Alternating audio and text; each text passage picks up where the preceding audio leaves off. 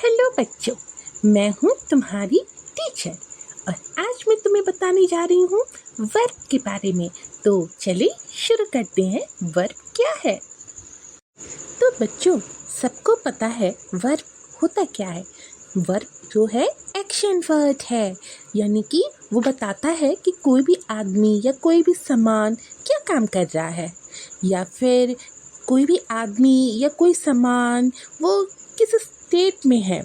और जानते हो, वर्ब के बिना हम लोग ना कोई वाक्य बना सकते हैं, ना ही कोई वाक्य बोल सकते हैं।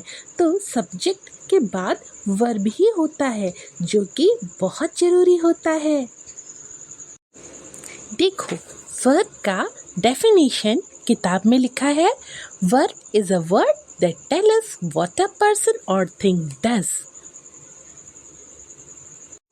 तब बच्चों, इस डेफिनेशन को अगर हम समझें तो हमें पता लगता है कि वर्ब वो वाले शब्द होते हैं जो हमें बताते हैं कि कोई भी व्यक्ति या कोई भी सामान क्या काम कर रहा है।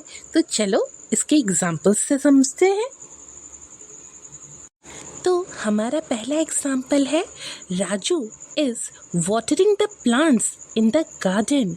तो अगर इस सेंटेंस को एनालिसिस करें तो हमें पता लगता है कि सब्जेक्ट राजू है, क्योंकि वो काम कर रहा है। और काम क्या कर रहा है? पौधों को पानी दे रहा है। कहाँ दे रहा है? गार्डन में दे रहा है। तो काम जो कर रहा है इज वाटरिंग। ये काम एक्शन वर्ड है और यही हमारा वर्ब है।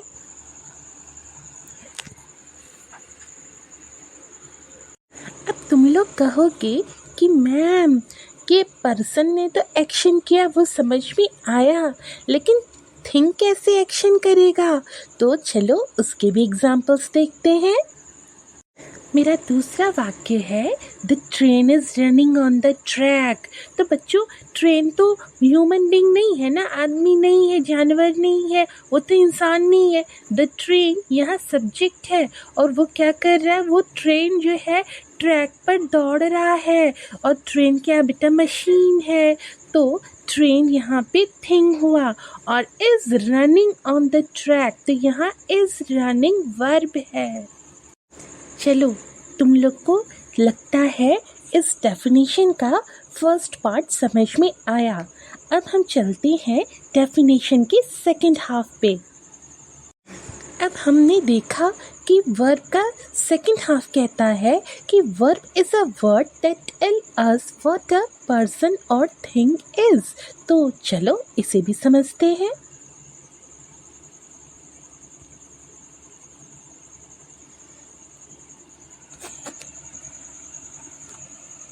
तो बेटा, मेरा सेंटेंस है, रानी इज़ वेरी हैप्पी। तो रानी बहुत खुश है।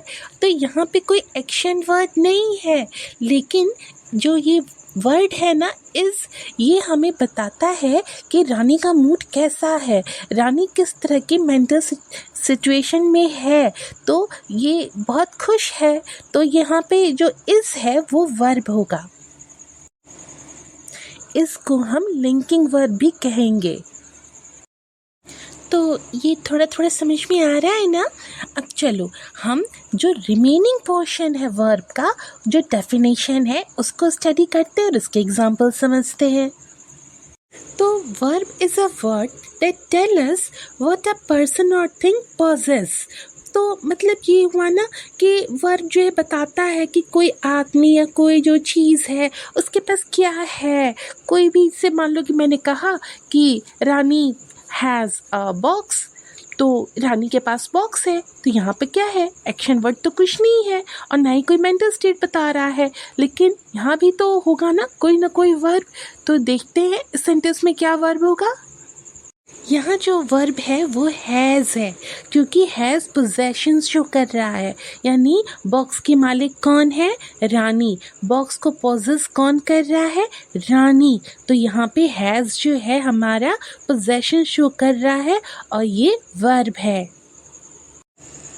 अगर तुम लोग को ये सब समझ में आया कॉन्सेप्ट, तो मैंने कमेंट सेक्शन में कुछ एक सेंटेंस दिए हैं, उनमें बताना कहाँ वर्ब है कहाँ नहीं। और हाँ, चैनल को लाइक करना, सब्सक्राइब करना और शेयर करना मत भूलना।